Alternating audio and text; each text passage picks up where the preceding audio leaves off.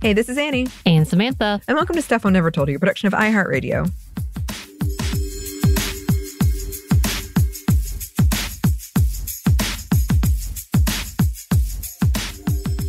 And welcome to another edition of Happy Hour, or as I have a subsegment that I created for myself, the Wine with Samantha or Sam session.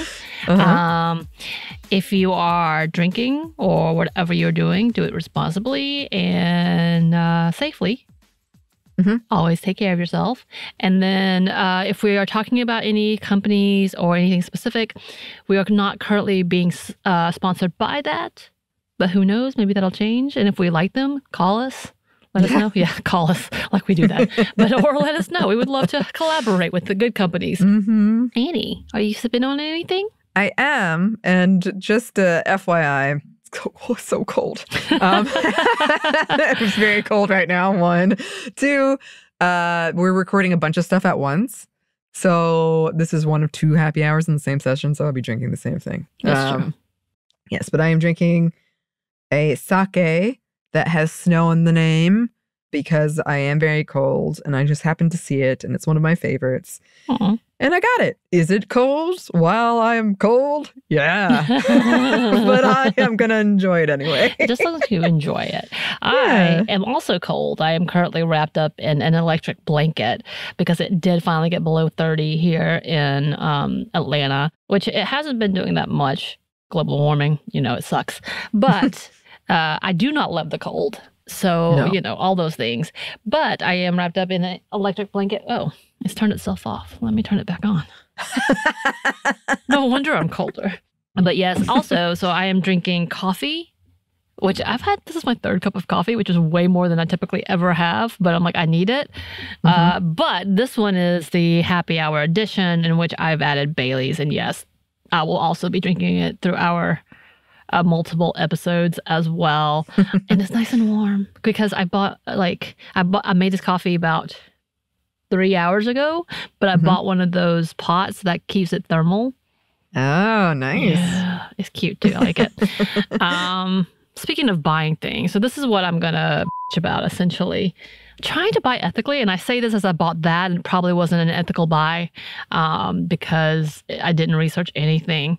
And there's so many things happening around the world, a lot of boycotts, and then there's a new law that just got passed about not being able to boycott, and it's not necessarily for individual citizens, it's more for companies, so that companies have to participate in giving money to things that everyone disagrees with or a lot of people disagree with and do not want them to do. But that's a whole separate episode that we're not going to get into. But talking about trying to buy things responsibly and ethically. And when it comes to Christmas and the holidays in general, trying to do that. And I am not going to lie. One of the things I do love to do is buy a good gift. So if I know that there's something about you and I think you're going to love it. It's like me trying to match your personalities. Like this became a prideful thing for me in college when I got complimented on in my gift giving skills. And they're like, you do so good. And like knowing and being really thoughtful. I'm like, yeah, that's right.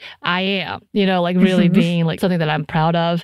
But like coming into understanding, trying to be responsible. And unfortunately, I am still a customer to big companies and corporates that deliver because there are times that I need things quickly or whatnot, and or trying to decide with a partner what to get other people, family members, when they are indecisive. And so trying to scramble because one of the presents that I bought was through Etsy, which is not a great site anymore, from what I gather. And but they are going to be after Christmas, even though I ordered it 3 weeks before. It's going to be after Christmas. And of course, that's not the big of a deal. We're going to let them know that it's coming. But stuff like that really has this conversation of being a hassle. And again, this is a very privileged perspective. I understand this. But because I want to, I want to give good gifts for the the last 3 years has been the first time I've able to give everything I want to give. Like I'm being able to afford it. As where before, I would get my gifts, especially if they're like gift cards.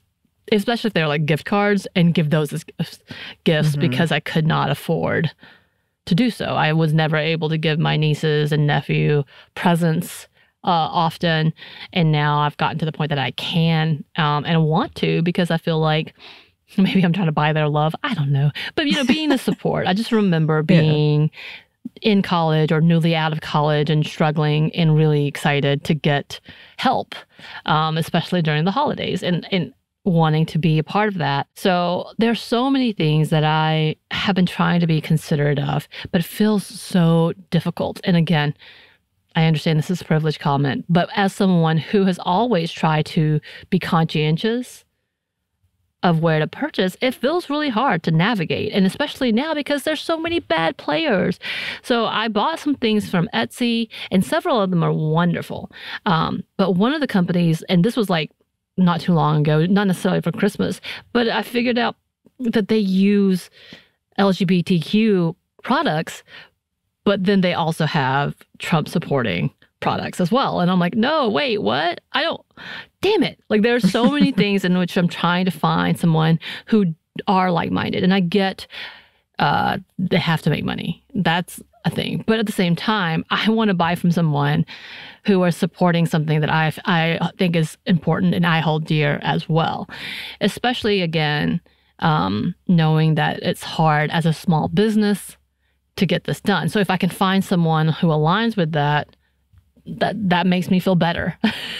Even though I don't feel great, because again, Etsy has done their people pretty dirty. One person showed on TikTok what their profit margin was, and I believe they take 20% of their profit. And I'm like, my God, that sucks. And that may be underquoting. I think it probably is more. But like the amount that they take from their people is absurd. And then the fact that they have allowed big corporate and companies to infiltrate it. Yeah. So you don't always know if you're buying from the right people. Like, I try to research it and go through, but sometimes it's so hard to find something niche that you're like so excited that you got this, and then you realize later, that was not who I would rather have bought it from.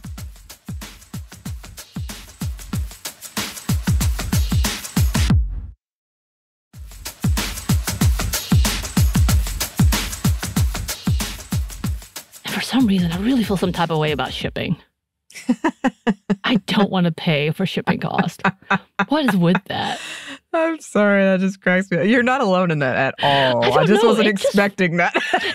It makes me angry. And I have to think about they're truly small business. They need that. And I get that. So for anybody who runs an Etsy shop or a small business and are like, come on, Samantha, I get it. But there's something in me that's just like, ugh.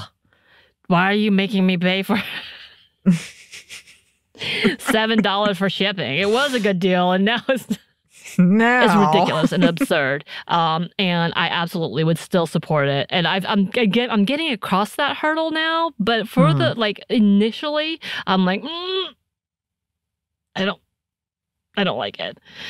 And it was interesting because a good friend of mine's birthday is coming up, and it's a big one.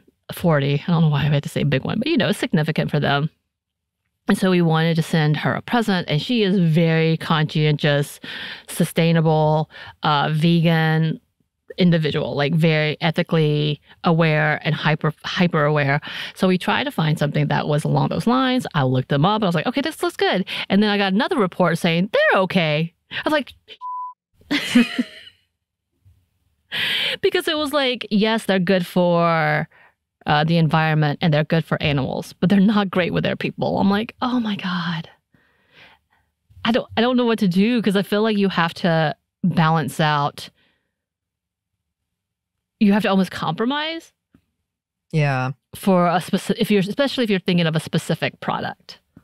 Yeah. It's hard. I think about this a lot in terms of the conversation we had with Renee from Feminist Book Club. She said something, because we've talked about this before. This is a different conversation, but we struggle with this a lot with advertisers. And she was like, well, if they're going to give me money, I can take it and talk about something. Like, basically, like, if this big company will give me money, I will take it and then talk about the thing that maybe they hate. Like, I don't know. Right. But it's like a weird, you do have to do that. And I know she spoke about Etsy specifically, and she was like, sometimes you could reach out to the creator. Yeah. And then find out, like, how would you prefer to get paid? Like, they would rather get paid something than nothing. But it is like these big companies come in and once again ruin something that, you know, was more about like small business and creators, hopefully at one point. But like a lot of that happens a lot, not just with Etsy. It's just frustrating. Right. Yeah. And it is. It's frustrating, especially when you have things like Temu that's coming out that's just all kinds of bad. That's even worse than the big corporations. And then there's also that level of like the sustainability and the vegan products, and then making sure that it's all crafted. Sometimes small businesses don't have access to that because that stuff is expensive. So you do have to go for the bigger brands or you know, like a bigger company that has accessibility to that can buy, you know, like it's just so hard to figure out how to do this because you really have to decipher what's the most important. What part of this is the most important? And as everything is happening with Congo in different places, you need to be hyper aware about the electronics you're buying. That's always been a thing, but it seems more important today. I don't know, or maybe just as important, but I'm more aware of it. So trying to buy that sustainably and being smart about that as well, and then realizing what you think can and cannot sustain you. This is kind of a problem because I had an incident, and Annie knows, and Annie's had a few incidents in which my laptop gave me a really mean, sad face. And like when I looked it up, it was like, oh, this is bad. This is the death of the computer. I'm like, that means I'm going to have to buy a new computer. And I have to have one for my job. So it's kind of like that level of like, okay, at what point can I do all these things? Like, obviously, I'm a never go back to that one coffee shop. They're bad on every level. Sure. That's easy. You know, like that's super easy. There's a lot of accessibility. There's a lot more like small coffee shops and such. So you can do that, which you still need to be aware and find out what their practice is about. But doing like electronics and trying to be technologically savvy and up to date so you can do your job and create what we need to. We use so much equipment to produce these episodes, which is our livelihood. Same thing with like when it comes down to, and we've talked about this before, ads, none of them are great. I don't think I've ever had any company that's like, oh my God, I love them. Yes. Because you always find out something. But thank you, sponsors. Yeah. And again, it's about whether or not, you know, are you willing to like lie down with the devil, essentially, like make a deal with the devil to a certain extent? Because also a lot of the products and consumerism and a lot of the work that's done to create these things are taking advantage of people. We know this. We've seen this. And as many people who say they do better, that better is very minimal. Yeah, we had a big problem with that. A lot of times something seems good, and like a year later something comes out and you're like, oh, but they seem so good. But it is funny you mentioned the laptop because I am having laptop issues. My laptop is like 3 years old. It was not an expensive, it was basically like a type laptop. It doesn't do nice things. It's like not fancy. I use it to write and to email, but I love it. I love it. Nice things. It's not like a gaming laptop or something like my last laptop was. So that was a bummer when it broke. But I took it to get repaired. And the guy was asking me, like, how much did you pay for it? How much are you willing? And I was like, I would rather, if there's a way we can fix this, I don't care if it's kind of silly. I'm tired of having laptops that I don't know what to do with because it's just a waste. Like, if there is a way we can fix it. All the electronics. I have phones. I'm like, what do I do with this? I know. And it feels so wasteful. And also your data's on it. And I'm like, how do I get rid of all of this? And there has been a history of that being very exploitative in terms of, oh, you're recycling it. Are you really? No. So I was like, look, I know this is a very basic laptop, but I really just want to fix it. And luckily, it turns out it can be fixed. We'll see. Okay. It hasn't happened yet. But that's the good news. Yes, That's it was pretty bad.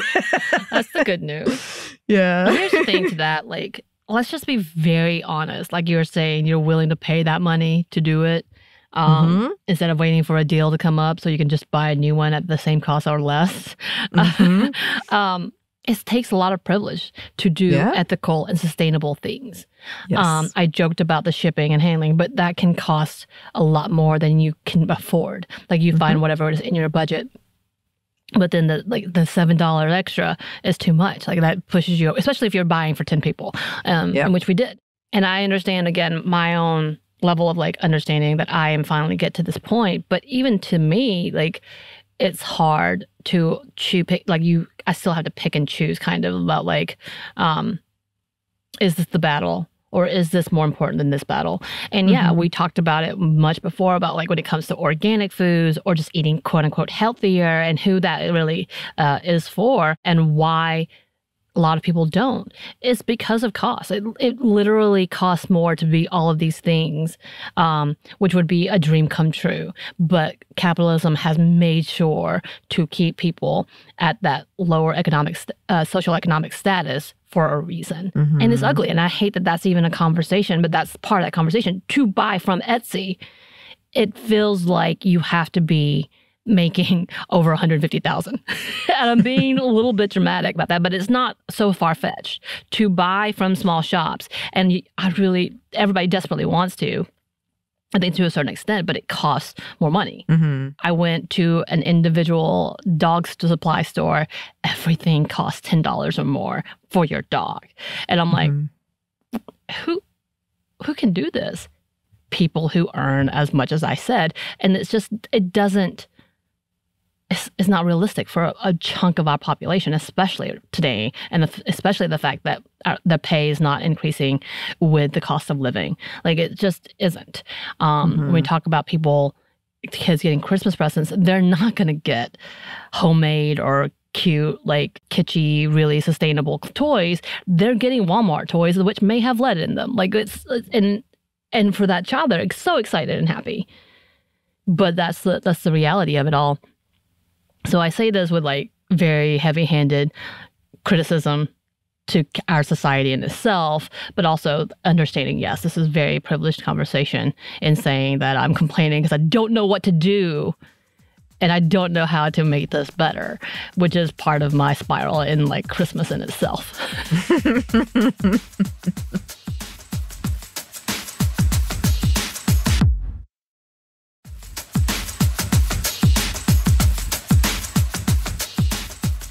By the time this is released, I think Christmas will be over. But if you are looking at the new year and buying gifts for birthdays, and I don't know, I have a lot of friends who have birthdays in January and February. There you go. All those. Here's something from a Wired article about how you can be more sustainable, stay close to home, using the small businesses, local shops. Again, like I said, that's a delight, but some of them are really, really expensive. Yeah. And you have to be able to get there. They don't deliver. And like, it's ridiculous, but it is true. Like a not insignificant amount of our job is researching advertisers. Like it takes time to learn if they're good or not. Right. It's, like some of them are obvious, but some of them you have to really have to dig. Annie does that for me. Thank you, Annie. I love you. I try my best. Usually some of the ones I'm like adamantly, no, absolutely not. Like, but some of them I'm like, oh yeah. And you're like, no, ma'am. We can't be doing this one. It's a whole thing. And I was like, what? Oh, my bad. And then we're like, are you okay with this one? Yeah. We'll cry about it later and feel guilty about it. It's fine.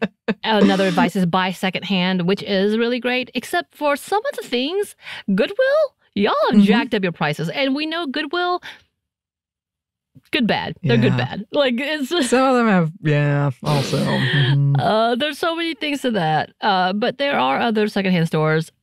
There are definitely secondhand stores that are like, I don't support this organization, so I won't go there. Right. But all that to say, yes, especially when we talk about electronics, buying secondhand is actually a really smart way to go, especially if you're trying to be conscientious of where those resources are coming from. Support BIPOC, LGBTQ types of businesses, which, again, sometimes you get tricked. I got tricked. Yeah. I got tricked, Anney. Sometimes you get tricked. I thought I knew. I think it's happened to a bunch of us. Yeah. And then we've had people admit they pretend like they're Black businesses and it turns out they're not. Or they pretend like they're women-owned businesses and then we found out they're not. Yeah. Like there's so many of those that you don't know until after the fact. But if you can, finding a trusted resource, go for that. Shop sustainable, ethical companies. Again, that's a great idea, but we know it's costly. And then the best advice I think that they give is do the best that you can. Like it's kind of one of those, a win is a win type of situation. I did get a few of the Etsy presents that I've received, like I'm going to give out. And the people who send their stickers and their small business cards, they make me feel good. So knowing that we're supporting those kinds of businesses make me very happy. But yes, I need to do better about trying to contact them and be like, can I pay you directly? So you don't have to do these fees. I always get scared of being scammed, though. I do, too. Not that you can't trust these people, but sometimes you get bad players. And I also have a new fear that some of because I had a question for somebody I purchased from Etsy on and never responded. And then they just sent the item, which was a personalized item. It actually came today, so I can't wait to see what it is. Oh, no. I thought it just happened?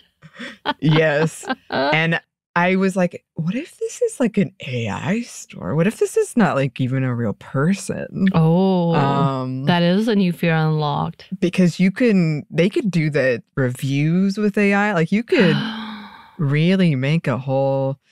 I could just be being very paranoid, but I cannot wait to see what I got sent because I never sent the personalization stuff. I will say, like, is it because the whole trend is it's the wish list version, which is like the off brand, which is like it's not completely spelled right or to the left, or like that it's not completely right. Ooh, I hope that I'm trendy. And there was some people on TikTok talking about how some of the shops that are supposed to be small businesses. It literally was like they went to wish.com, which is a very sketchy. Like I've had scammers use my card to go to wish.com to order things. That was my biggest fraud incident. But like they did that and they realized that's what was sent to them was literally something they ordered off of Wish to send to them to make the extra money to look like it was a small business though. Oh. Wow. Okay. You have to let me know. Is it my present? I'm going to report back. It is not your present. Okay. Dang it. But it's like a really super personalized niche thing. So it's going to be hilarious. Whatever it is.